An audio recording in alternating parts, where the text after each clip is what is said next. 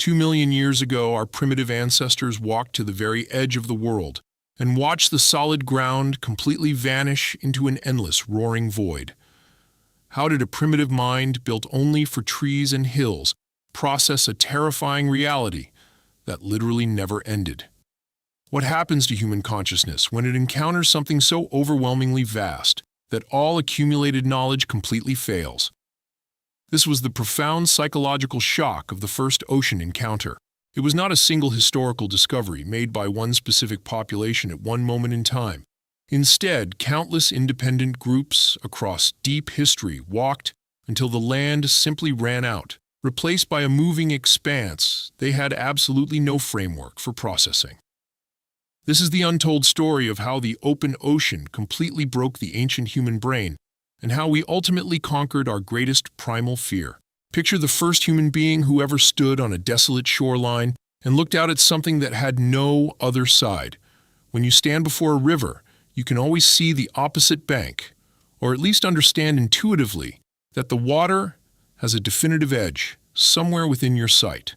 When you stand before a massive lake, the far shore might appear hazy or covered in mist, but your instincts know it is still there. A lake still implies a clear boundary, telling your ancestral brain that this is a contained, comprehensible body of water, with a beginning and an end. You know that you could theoretically walk around a lake in a day or two if you chose to follow its edge. The open ocean offers absolutely no such comfort to the human mind. The vast water simply continues without interruption. The moving surface goes out to the sharp horizon and then keeps going forever, as far as anyone standing on that beach could possibly know. There is no far shore waiting in the distance. There is no implied boundary to anchor your sense of safety. There is just endless water moving and roaring and stretching into a distance that the human eye cannot resolve. For the vast majority of our long evolutionary history, the human mind had absolutely no framework for processing this infinity. This was a genuinely novel kind of primal fear, paired with a genuinely novel kind of ultimate wonder. Figuring out how ancient humans actually responded to this vastness tells us something remarkable about how our species processes the completely incomprehensible. Let us begin this investigation with the most basic question of all. When did this monumental encounter actually happen? And who exactly was doing the encountering? The first hominins to ever encounter the open ocean were almost certainly not modern humans. Homo erectus began spreading out of Africa roughly 2 million years ago. These ancient travelers would have encountered diverse coastlines across multiple continents over the course of hundreds of thousands of years of gradual range expansion. Fascinating archaeological evidence from coastal sites in places like the Arabian Peninsula and parts of East Asia suggests something incredible. Early hominin populations were actively exploiting coastal resources at dates extending back well over 1 million years in some locations. They harvested delicious shellfish, gathered stranded marine animals, and engaged in tide pool foraging along the edge of the sea. Therefore, the ocean was not a single discovery made once by one population at one specific moment in time. It was encountered independently by multiple hominin populations, spreading across multiple continents over an enormous span of deep time. Each unique population arrived at the same vast, incomprehensible body of water from a different direction, and with a different evolutionary starting point. This structural reality matters immensely because it means there was never one single first time in the way a tidy origin story might suggest. There were instead countless first encounters scattered across deep time and across diverse global geography. Each encounter was a separate instance of some lonely hominin population, walking away from the safety of the inland forests and finding the land simply running out. The solid ground was abruptly replaced by an endless moving, roaring expanse that none of their accumulated knowledge about rivers or lakes had prepared them for. So what would that exact moment have actually felt like to an ancient traveler? We can reconstruct at least part of the psychological answer by thinking carefully about what hominin sensory and cognitive systems were actually built to expect. We must analyze what the ocean specifically violates about those hardwired ancient expectations.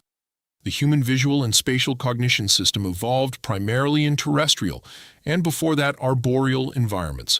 Our eyes and brains are carefully built to process complex landscapes filled with distinct features like trees, hills, and prominent rock formations.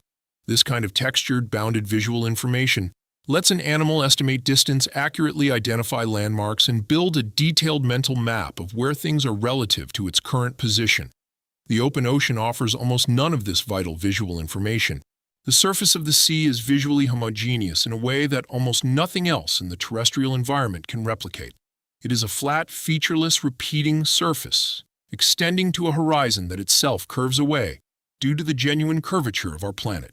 The physical curvature of the Earth becomes visible at sea in dramatic ways. It generally does not on land, where the horizon is typically interrupted by mountain terrain long before the curvature of the planet becomes a factor.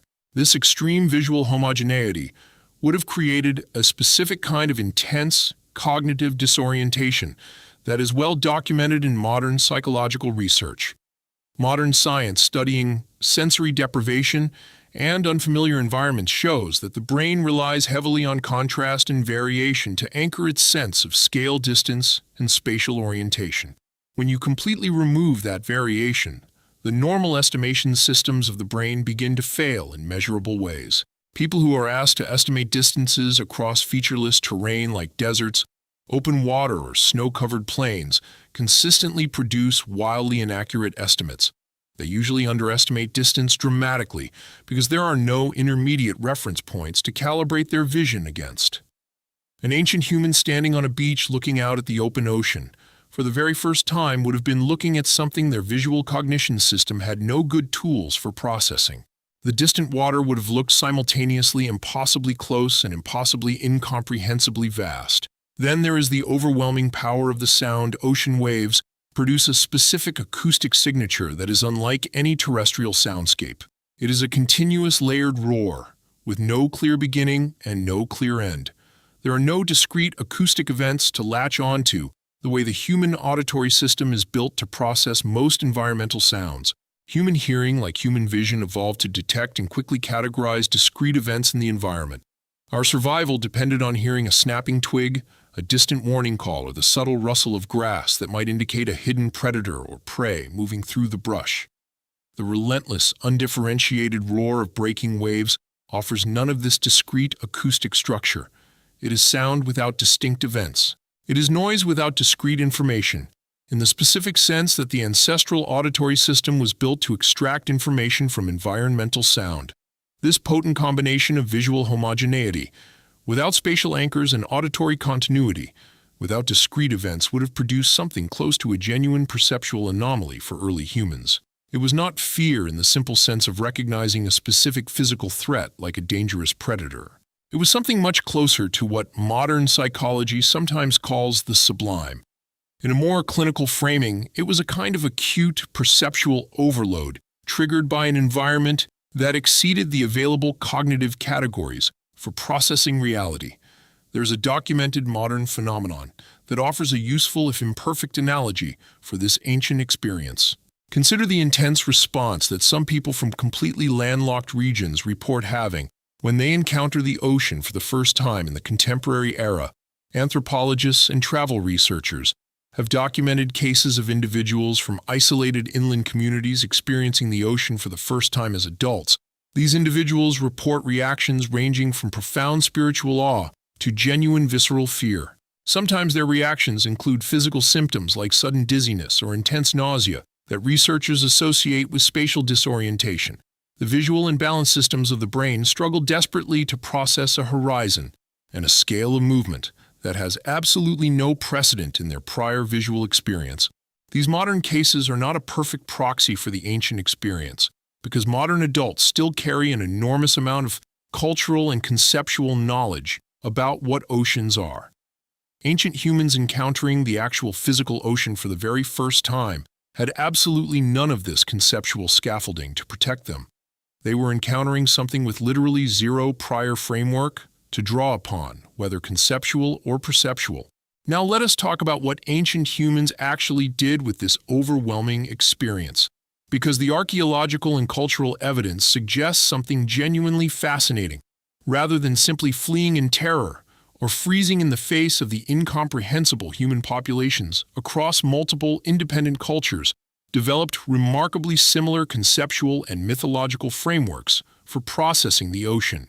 The rich mythological record across diverse human cultures shows an almost universal tendency to personify and narrativize the ocean, rather than simply accepting it as a neutral physical feature of the landscape. Ancient Greek mythology gave the dangerous sea a specific named personified deity known as Poseidon, complete with volatile moods, distinct motivations, and a coherent narrative explanation for why the water sometimes behaved calmly and sometimes behaved with terrifying violence. Norse mythology populated the freezing sea with Jormungandr, the titanic world serpent encircling the earth beneath the waves, and with Aegir, a sea giant, whose unstable moods govern the safety or danger of any given voyage. Polynesian mythological traditions were developed by populations who arguably had the most intimate and sustained relationship with open ocean navigation of any human culture in history. Nonetheless, they maintained rich mythological frameworks involving powerful sea deities, ancestral navigators transformed into stars or currents, and deep origin stories explaining how the ocean itself came to exist.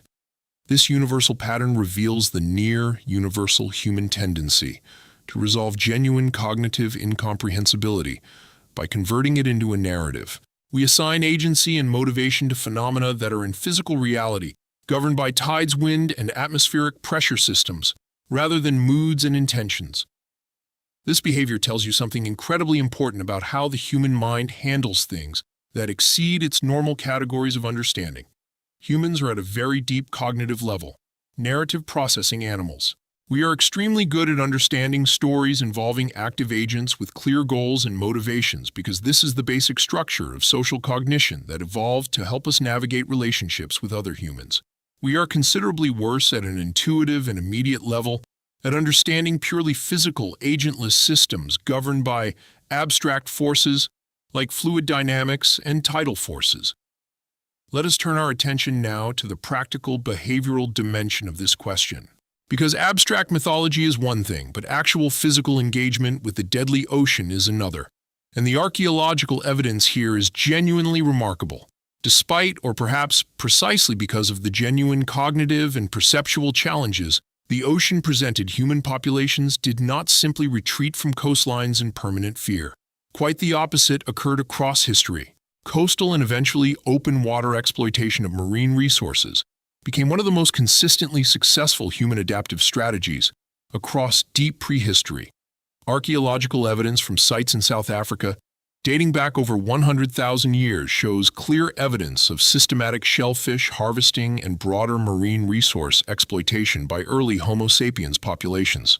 The eventual development of actual seafaring technology represents perhaps the single most dramatic overcoming of an initial perceptual and psychological barrier in the entire history of our species, and the timeline involved in this transition is genuinely startling when you actually sit and contemplate it. The historic colonization of Australia by modern humans required a minimum open water crossing of at least 100 kilometers, even when accounting for the lower sea levels of the last glacial period. This incredible maritime migration occurred at least 65,000 years ago. This means that within a relatively short span of evolutionary time after modern humans first encountered open ocean at all, some population of those humans had developed not just the courage, but the actual technological capacity to deliberately cross open water. They sailed with no land visible on the other side into a destination they could not have known existed before they arrived. Polynesian seafaring culture represents perhaps the most spectacular eventual mastery of this initial fear, and it deserves specific attention in our story. The scale of what they eventually achieved stands in such stark contrast to the initial disorientation we have spent this discussion describing. Polynesian navigators developed over many centuries an extraordinarily sophisticated system of wayfinding that allowed them to navigate across thousands of kilometers of open Pacific Ocean with no instruments in the modern sense. They relied instead on careful continuous observation of complex star patterns. They read wave and swell patterns that carried vital information about distant landmasses long before those landmasses became visible to the naked eye. They observed specific cloud formations that indicated land just beyond the horizon, and track the flight patterns of specific bird species known to nest on land and return to it at predictable times. There's a specific neurological dimension to this entire story that deserves more careful treatment. Researchers studying awe as a specific emotional category have identified vastness as one of the two core appraisal components that reliably triggers the emotional state of awe across virtually all documented cultures and contexts. Vastness refers to anything that is perceived as dramatically larger than the self, or larger than one's existing mental frameworks can comfortably accommodate. The ocean represents perhaps the most accessible and most universally available example of pure physical vastness that exists anywhere on the terrestrial surface of our planet. The second core component identified in this psychological research is what gets called a need for accommodation. This is the distinct sense that one's existing mental frameworks and categories are completely inadequate to process what is currently being encountered. This is precisely the dynamic we described earlier, where the brain encountering something it has no adequate category for experiences, a kind of forced cognitive flexibility, an experience that modern psychological research associates with the specific subjective quality of awe, which is a complex mixture of fear-wonder and a strange kind of pleasurable disorientation. This research framework helps explain why the ocean specifically would have triggered such an intense and consistent psychological response across deep-time mountains. However large they may be, still have visible structure, texture, and clear boundaries that your eyes can follow. The ocean combines genuine, overwhelming physical vastness with immediate sensory proximity in a way that very few other natural phenomena available to ancient terrestrial humans could match. Let us also consider how children versus adults likely experience this encounter differently, because developmental psychology offers some genuinely interesting insight. Modern developmental research consistently shows that very young children encountering large bodies of water for the first time often display less overt fear than adults might predict. This is generally attributed to the fact that young children have not yet developed the same elaborate cognitive frameworks and expectations that adults rely on. This means there is correspondingly less violation of expectation when something vast and unfamiliar is encountered by a young child. This suggests that the genuinely intense, disorienting first encounter with the ocean was likely a one-generation phenomenon for any given population. It was a profound psychological shock that the first generation experienced in its full intensity. Subsequent generations raised from birth in close proximity to the ocean simply never experienced the water in the same terrifying way. The complex mythological frameworks that emerged to process the ocean likely served in part as a kind of inherited cultural memory of that original intensity of encounter. There is also a specific and genuinely fascinating archaeological angle worth our attention here. Consider the structural evidence for ritual and ceremonial activity specifically associated with coastlines across multiple ancient cultures. Numerous archaeological sites show clear evidence of ceremonial activity, including unique burial practices and ritual deposits specifically oriented toward or positioned in relation to beautiful ocean views. This positioning suggests a deliberate cosmological significance rather than mere practical convenience. This cross-cultural pattern connects directly back to the psychological material we discussed earlier. An environment that triggers genuine awe is precisely the kind of environment that human cultures across history have consistently elevated to deep religious and ceremonial significance. There is one more critical dimension worth exploring in this ancient narrative. What happens psychologically and culturally when ancient human populations eventually developed the technology to not merely observe the ocean from the safety of the shore, but to actually venture out onto and across it. Standing on a beach looking out at the ocean still involves the psychological security of having solid ground beneath your feet, and the option at any moment to simply turn around and retreat into the trees. Actually, venturing out onto the water itself removes every single one of these psychological anchors simultaneously. There is no solid ground left to protect you. There is no fixed point of reference to guide your steps, and critically, there is no easy option to simply turn around and retreat to safety when conditions worsen. That ancient populations nonetheless persisted through this combination of intense psychological terror and genuine physiological distress represents one of the most remarkable chapters in our history. They eventually developed the confidence, The technology and the accumulated practical knowledge required to undertake deliberate crossings to places like Australia. This stands as one of the more remarkable examples of sustained human persistence and adaptive problem-solving, available anywhere in the entire global archaeological record. There is a final linguistic thread worth pulling. Before we conclude our journey, consider the linguistic evidence for how ancient cultures conceptually organized their understanding of the vast ocean. Comparative linguistics across multiple unrelated language families shows a striking structural pattern. In many documented languages spoken by coastal populations, the vocabulary describing different states and behaviors of the ocean is extraordinarily granular and specific. Traditional Polynesian languages contain dozens of distinct terms describing specific wave types, current patterns, and complex oceanic conditions. These exact conditions would require lengthy descriptive phrases to convey in languages developed by populations without sustained intimate engagement with open water navigation. This linguistic granularity is itself a kind of fossil record of cognitive adaptation, preserving evidence of exactly the transformation we discussed earlier. It shows the shift from an undifferentiated, overwhelming visual field that initially defied categorization into a richly detailed information landscape, an environment that eventually required dozens of specific terms to adequately describe its meaningful variations. Bringing all of these diverse threads together produces a picture of the ancient human encounter with the ocean that is considerably richer and more psychologically complex than a simple story of fear followed by familiarity. It is a story about the fundamental flexibility and adaptive capacity of human cognition when confronted with something that exceeds every available existing category. The initial fear was the true beginning of the story, not a problem to be eliminated, before the real story could start. The rich mythologies that emerged were not primitive failures to understand physical reality, but genuine cognitive tools that made an otherwise incomprehensible phenomenon tractable enough to engage with at all.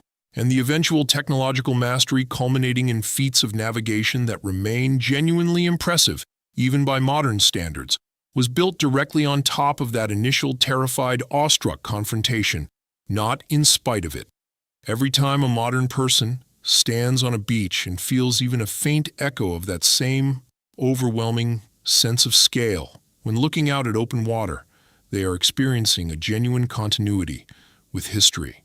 They are sharing one of the oldest and most universal psychological encounters in the entire history of our species. It is a profound feeling that connects them directly back to some hominin ancestor, standing on a different beach in a different geological age. An ancestor confronting for the very first time something that the human mind had never before been asked to comprehend.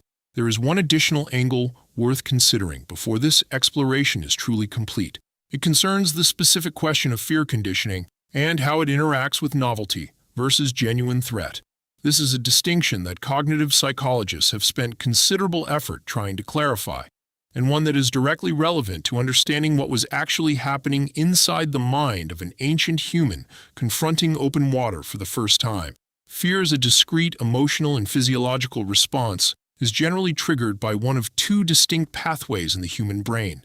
The first is a fast, largely automatic pathway that responds to specific evolutionarily prepared threat categories. Think of the shape of a snake, the sound of a sudden loud noise, or the visual signature of a rapidly approaching object.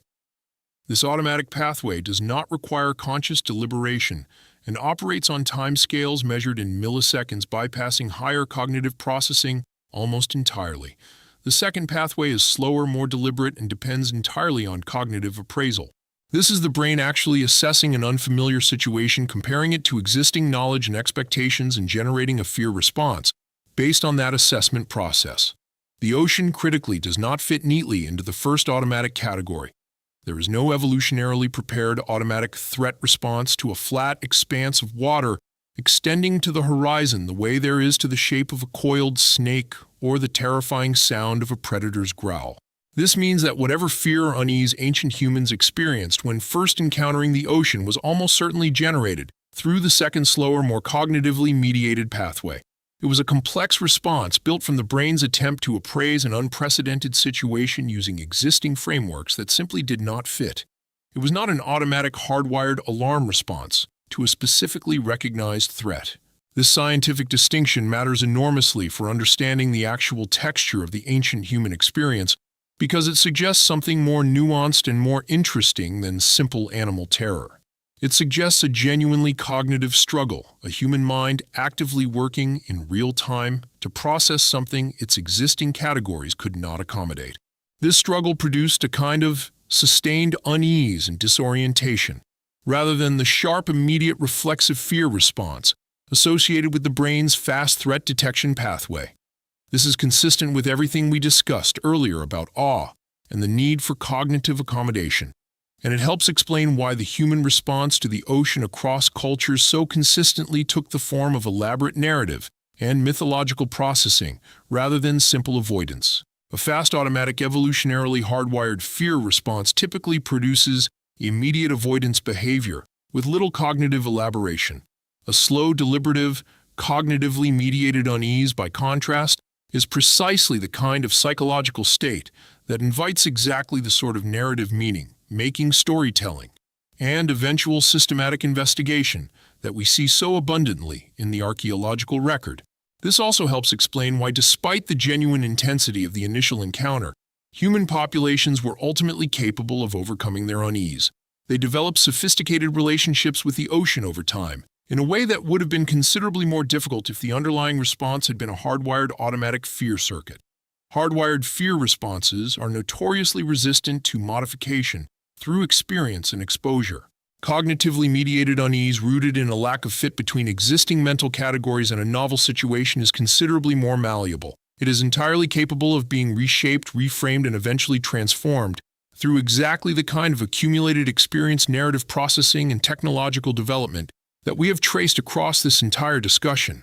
What emerges in the end is a beautiful picture of the ancient human encounter with the ocean as a genuinely unique case study in human cognitive adaptability. It was a profound confrontation with something that fit no existing evolutionary or experiential category. Our ancestors processed this vastness not through simple fight or flight machinery, but through the slower, more flexible, more distinctly human capacity for cognitive accommodation. We survived through narrative meaning-making and the patient accumulation of practical knowledge across many generations.